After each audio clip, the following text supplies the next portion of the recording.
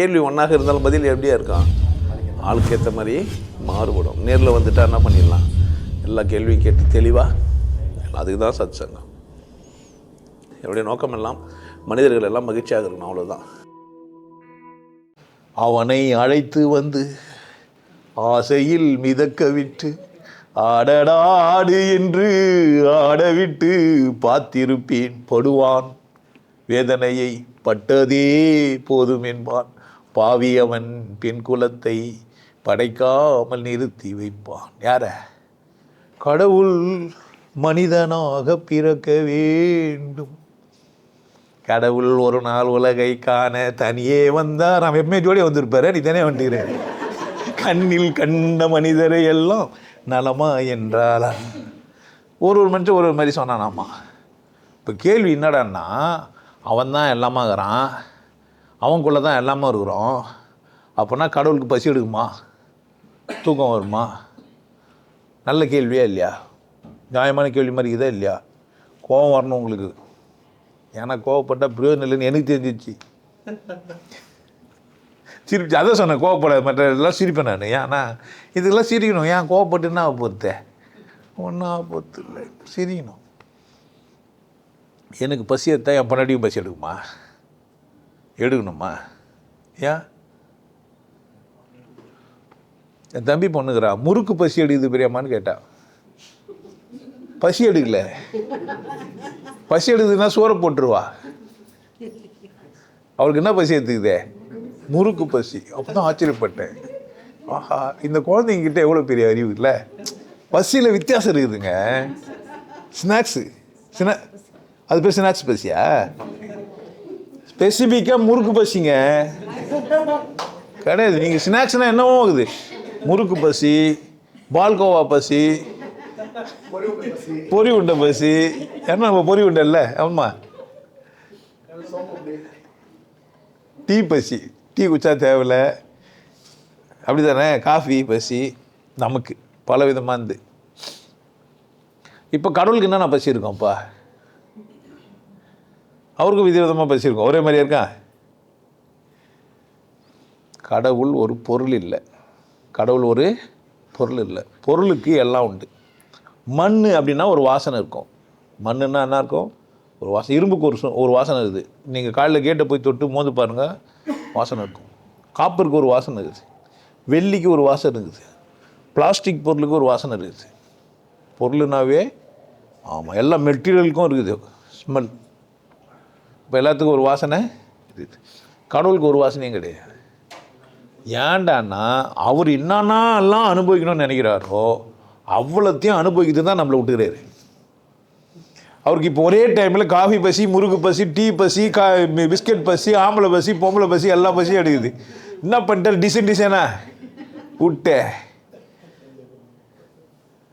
பேராசை பெரிய அதாவது பயங்கரமான ஆள். அவன் பேரறிவாளன். அறிவு கிடையாது, அது பேரறிவு. என்னென்ன தேவை இருக்குதோ அத்தனையும் நம்மக்கிட்ட குத்துக்கிறாரு. உன் தேவை நினச்சிங்கிற ஊரில் எத்த சொல்லியிருந்த. ஊரில் எடுக்க வச்சது யார்?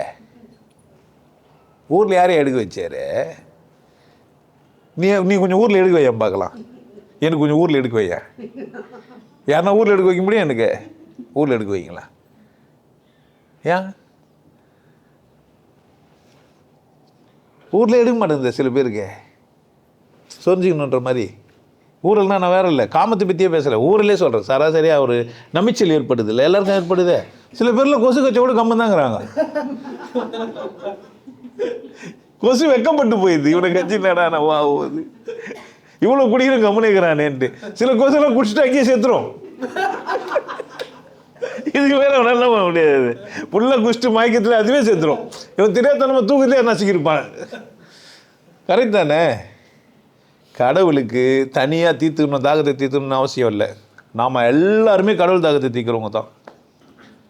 நான் அதைத்தான் சொல்ல வரேன். நீங்கள் உங்களை திருப்தி பற்றினா யாரை திருப்தி பற்றுறீங்க? கடவுளை.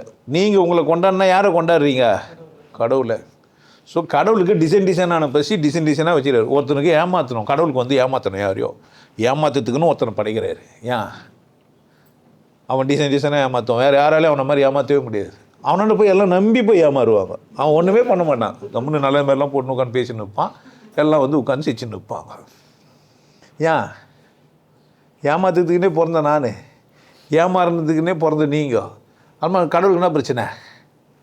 அப்போ கடவுள் தன் பசி எப்படி தீர்த்துக்கிறாரு? இது ரொம்ப மோசம் இல்லை சார். நீங்கள் வந்து நீங்கள் எல்லாம் ஏமாத்துறேன், நான் ஏமாத்துறேன், நீங்கள் பார்க்குறவங்களாம் விதன்னு பார்த்துக்கிறேன். அவனுக்கு அந்த மாதிரி பசி. இப்போ கடவுளுக்கு எந்த மாதிரி பசியே?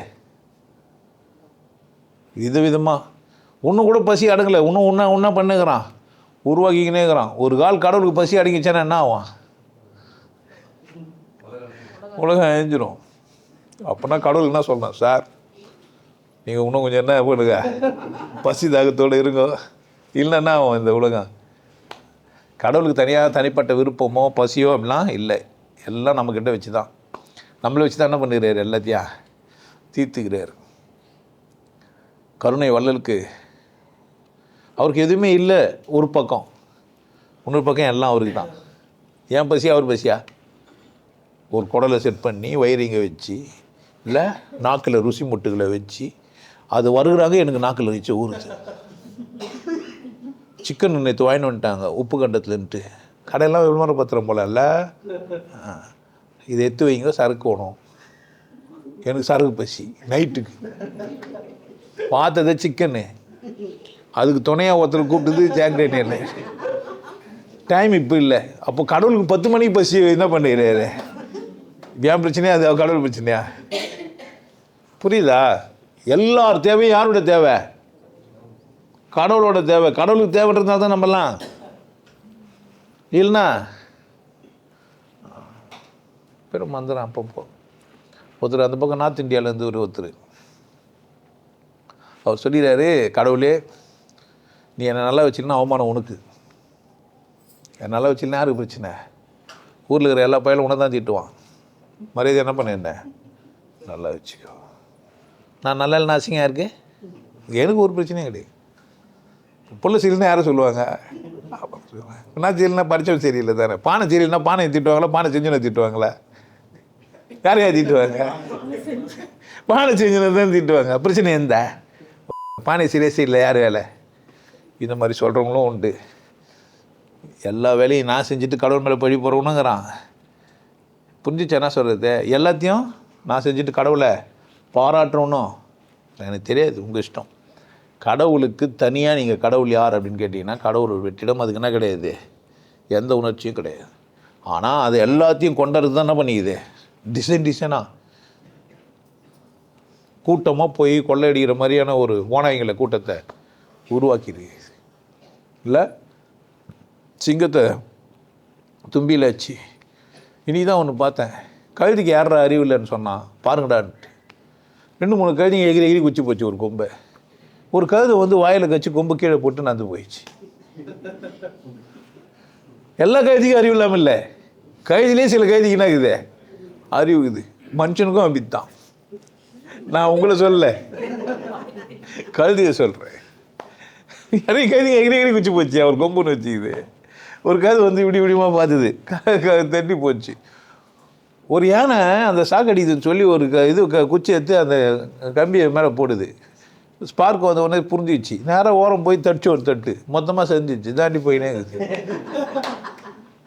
இது மாதிரிலாம் நடக்குது. ஆனால் மனுஷனுக்கு எவ்வளோ காலமாக சொல்லுங்கிறோம், எதுவுமே இல்லைடா, சந்தோஷமாக இருக்கோ, கொண்டாட்டமாக இருக்குங்க. இல்லைங்க, நாங்கள் துக்கப்பட்டு தான் இருப்போம். எதனால் இல்லைங்க, இல்லை நாங்கள்லாம் ஒன்றா இருந்தோம், எங்களை பிரிச்சுட்டாங்க. எப்படிங்க? அவன் பாட்டு வெளிநாட்டுக்கு போய் பணக்காரன் ஆகிட்டான். நல்லா இருக்கக்கூடாது, பக்கத்தில் ஒருங்க நல்லா இருக்கலாம். யாரா நல்லா இருந்தால் எப்படி இருக்கான்? அந்த பண்ணு நல்லா முகம் மலைச்சியாக வச்சுன்னு கோவப்படுறன்னு போய் சொல்கிறான் பாருங்க. பொட்டு வச்சு குங்க வச்சு சிரிப்பாக கேட்டேன்னா தெரியுமா சொல்லுவார், இங்கே வந்தால் தான் சார் நான் சிரிக்கிறேன், வீட்டுக்கு போனால் கோவம் வந்துடும். ஆஃபீஸில் மட்டும்தான் பாரு கோவப்பத்து ஒரு இடம் வச்சுக்கலாம். அப்போ கடவுள் அவர் என்ன பண்ணி வச்சுக்கிறாரு, இந்த இடத்துல கோவப்படு நீ டிசைன். இப்போ கடவுள் டிசைன் பண்ணிக்கிறான், யார் எப்போ என்னென்ன பண்ணணுன்னு டிசைன் பண்ணி வச்சுக்கிறான். கடவுளுக்கு அதான் வேலை. அப்போ கடவுளுக்கு பசின்னு தனியாக, கடவுளுக்கு தனியாக உணர்ச்சியெல்லாம் இல்லை. எல்லாத்தையும் யார்கிட்ட கொடுத்துருக்கிறாரு, நம்மக்கிட்ட. எவனுக்கு புரிஞ்சிடானா அவன் கொண்டாடிட்டு போகிறான். இப்போ இது என் பிரச்சனை இல்லை, கடவுள் பிரச்சனை, நான் இப்படி தான் இருப்பேன், சந்தோஷமாக இருப்பேன். இல்லை என் பிரச்சனை இல்லை, இது கடவுள் பிரச்சனை, அழுதுன்னு தான் இருப்பேன்.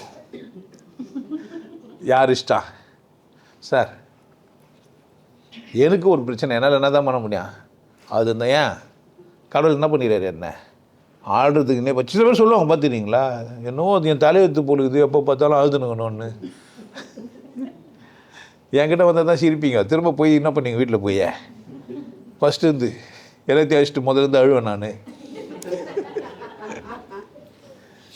ரொம்ப கவனமாக இருங்க. கடவுளுக்கு தனியாக பசியெல்லாம் இல்லை. எல்லாத்தையும் யார்கிட்ட கொடுத்துட்டாரு?